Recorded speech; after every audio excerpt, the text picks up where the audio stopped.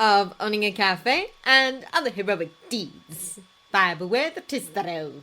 Chapter 104, Saturday, Part 8. Of all the ways he'd imagined meeting his sister, who'd grown up so much in the almost 4 years since he last saw her, well, Natsuo and me, we insisted that we have a shrine for you in our wing of the house, you know.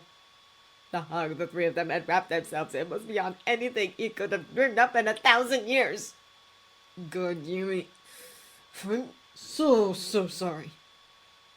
Even as the three of them sat there, up on a ridiculously expensive velveteen couch, their friends having moved away to give them a little more privacy, he couldn't quite wrap his head around it. What? Nissan, don't be silly. You got out. You got away before he could send you anywhere. I heard him talking to you that night, you know. You'd interrupted him training Shoto. You were trying to help Shoto, and I was going to lose you anyway, so I'm glad, really glad that you're here now. How the hell had he ended up with such a wonderful sibling? How had she stayed so wonderful? How could she look him in the eye? How could she forgive him just like that? How? Good, Yumi. You're too good to me. You know that? You always were. He breathed into her hair, his left hand laced with hers. I wanted to come for you. Come for all of you sooner. Toyani, don't say such things.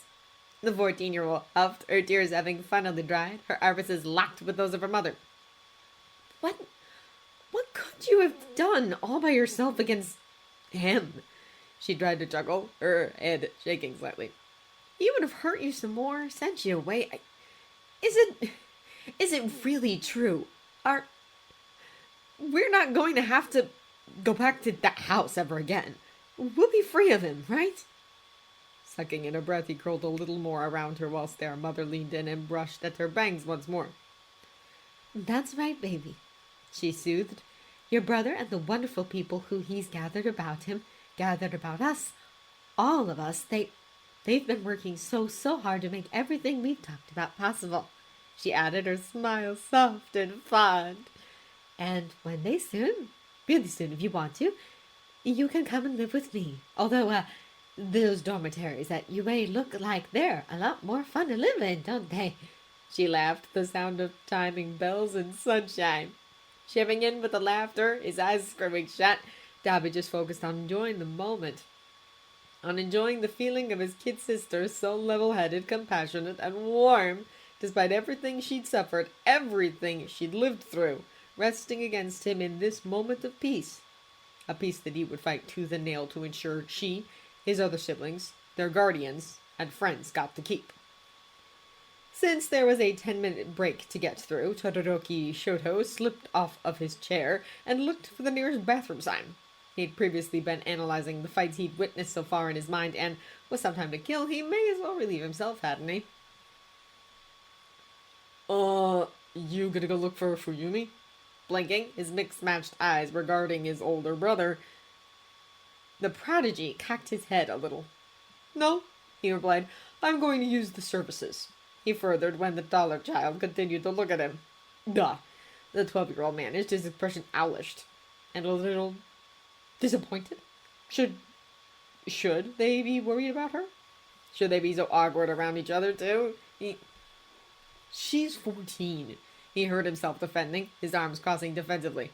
And this is a secure event, he continued. Do you want to go looking for her? Watching as the mostly white-haired youth fidgeted a touch, the taller, broader boy then huffed. No, you're right, he shrugged. Guess I'll go to the bathroom as well. We shouldn't go wandering off when the matches will start soon, he stated, his arms similarly crossing. She probably needs some time alone anyway. Plus, we have our own fights to worry about. Not that it really matters much for me. He tried to chuckle. Feeling his heart sink a little at those words, Shoto looked away. Let's go then. He ventured inside, his white gi-covered form walking out of the pen they'd been given, his eyes narrowing as their overseers when they made to get up and follow. The look must have been suitably icy, since the pair of them soon sat down again. So, how you feeling, about today? Blinking. The 9-year-old tilted his head. In what regard? Well, we're back in Japan. He's going to do some big media thing later, and since he's priming you for a place as number one, so... Are there any people here even close to your level, do you think? Anyone you should be keeping an eye on? Humming in the back of his throat, the younger cast an eye about the place and let it aside. I don't think so, he responded flatly. No one else in my bracket appears to have a brown belt. In fact, no one in the junior tournament does. He added, logically speaking, that rules out the chances that I'll lose in a skill-based competition. He stated, however, I'll not let my guard down, just to be safe. He admitted, losing isn't really an option, is it?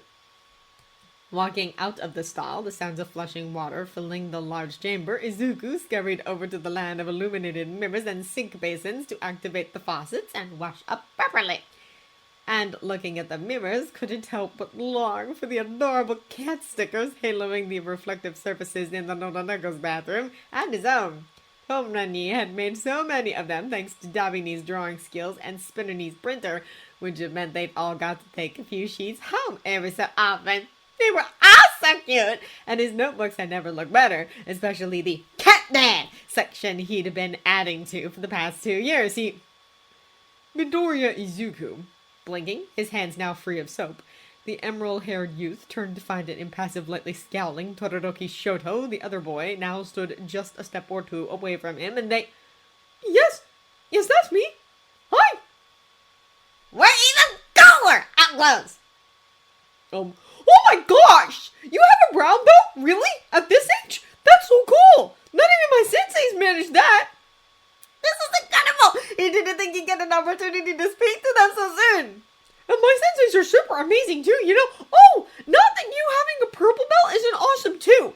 Can I ask you what discipline you follow, or is that too invasive? Wait! Don't tell me! I bet I can figure it out because I watched your matches, which were fantastic! By the way, Natsume was even taller up close, and Shoto, despite being the same age as him, and the majority of his friends similarly appeared quite muscular and mature.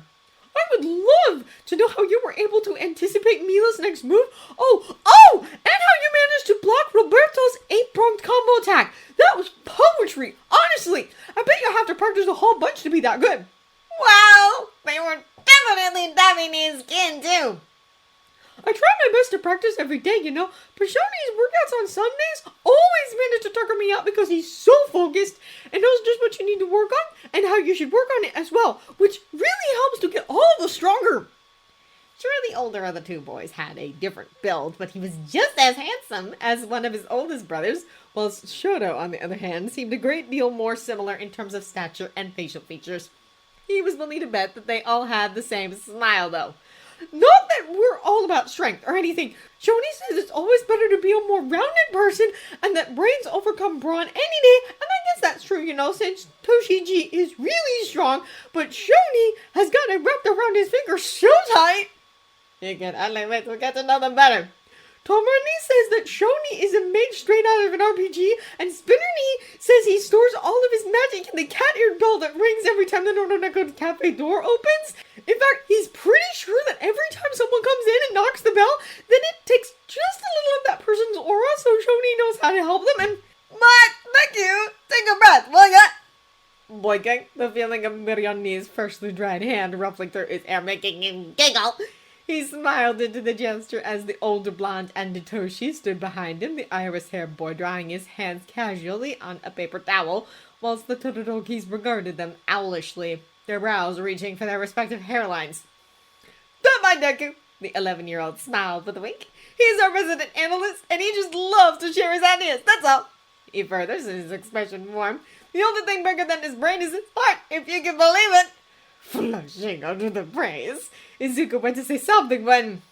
That's medically impossible unless it's to do with his quirk. Feeling his friends tilt their heads at the exact same moment that he did make him feel a little better as they regarded the Todoroki brothers. Oh, he didn't mean it literally. He tried to smile. And I don't have a quirk, so... He trailed off sheepishly, his right hand rubbing at the back of his neck whilst Natsume balked and Shoto hummed. I see. The youngest of the pair said, his features pinching. Well, in any case, he furthered as he regarded his brother somewhat pensively. We should go. Oh, yeah, right. The tallest of their group stated, those green-gray eyes momentarily giving him that sad, pitying look he'd not seen for a while. Oi. Stiffening slightly, Izuku could only watch as Hitoshi stepped in front of him, those lilac eyes of his narrowed. Don't you go underestimating Deku just because he doesn't have a quirk, he stated, his tone heated. There are close to 8 billion people on this planet, which, if the statisticians are anything to go by, means 1,600,000,000 of them don't have quirks, right? He yapped. Quirks aren't everything, so don't you dare dismiss him because of that, he added, his slender form standing tall. Try him, and you'll see what he's capable of during your match. Just you wait, he furthered. And he's going to be a hero when he's older, like me and the rest of our friends, and like you guys too, I'm willing to bet, he stated. So how about instead of walking off because you find it awkward, you let us walk with you, talk to us, and let Deku take some notes, huh? He pushed his right hand, reaching back, grabbing his arm and pulling him forward. Because he's a great guy, and we should all be friends, you know? Todoroki-kun! Then the Todorokis both fidgeting a little uncomfortably. Mirio stepped forward to stand between them, his arms looping their shoulders. My little bros are pretty amazing, huh? He chuckled. And hi, I'm Toguro Mirio. This is Shinso Itoshi, who also has a heart bigger than his brain. And Deku, you know, of course. He chirped whilst giving them a squeeze before, to Natsuo's shock, the 11-year-old walked towards him, invaded his personal space, and wrapped an arm around his shoulder. Dude, you're so tense. I can give you a shoulder rub if you like, he grinned. Well, come on, you guys. Get a hold of that brown belted wonder kid and let's get going. He winked before whisking the 12-year-old towards the door. Sharing a look with Hitoshi, the other winking at him, they both turned towards Shoto, and in one fluid motion they roped their left and right arm about his shoulders and were similarly leading him away. What? Just go with it, okay? The slightly older cafe top chuckled. Yeah, Shoto-kun, and while we're walking, I'd love to hear more about that sweet lower kick combo you used in your match earlier. He chirped, the hurt he'd felt earlier becoming a distant memory as the boy they'd caught between them blushed and stumbled out a... It was nothing, really. And didn't resist walking with them. Smiling happily, Izuku beamed at one of his best friends and one of his new ones as they left the toilets together, the sound of Midoriya actually getting a laugh out of Natsuo, making his heart soar higher. This, he knew, was the start of something wonderful. Somehow, when he saw Izuku, Mirio, and his youngest ward emerge from the bathroom with the Todoroki siblings in tow, Shota didn't find himself surprised. Wow! Look at that! They got him already! And sure, the two predominantly white-haired boys seemed a little bewildered, but he was confident given time that'd pass.